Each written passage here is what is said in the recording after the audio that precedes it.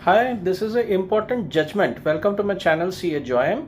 This is an important judgment from the Kerala High Court.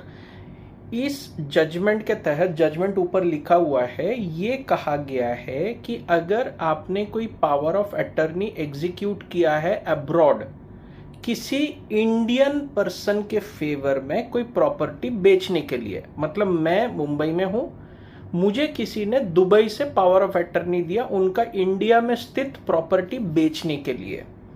ऐसे situation में power of attorney वहां के consulate या इंडियन एम्बेसी के ऑफिसर्स के सामने स्टैंप और साइन किया जाता है, जो एडिक्वेट होता है।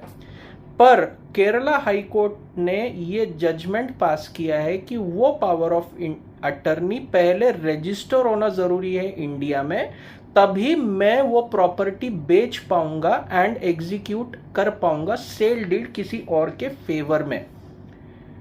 This requirement is under section 17 subsection 1 clause ji of the registration act of 1908।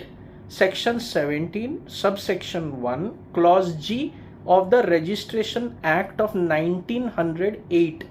पहले वो पावर ऑफ अटर्नी इंडिया में रजिस्टर करना अनिवार्य है, कंपलसरी है। उसके बाद ही वो इंडियन पर्सन वो पावर ऑफ अटर्नी यूज करके सेल डीड एग्जीक्यूट कर पाएगा या रजिस्टर कर पाएगा वो प्रॉपर्टी के बेनिफिट के लिए। मतलब वो ओनर जो है अब्रॉड रहते हैं, उन्होंने पावर ऑफ अटर्नी दिया, वो पावर ऑफ अटर्नी को रजिस्टर करना जरूरी है, तभी मैं अगर वो पावर ऑफ अटर्नी होल्डर हूं वो प्रॉपर्टी का ट्रांसफर कर पाऊंगा, रजिस्ट्रेशन कर पाऊंगा किसी और के फेवर में।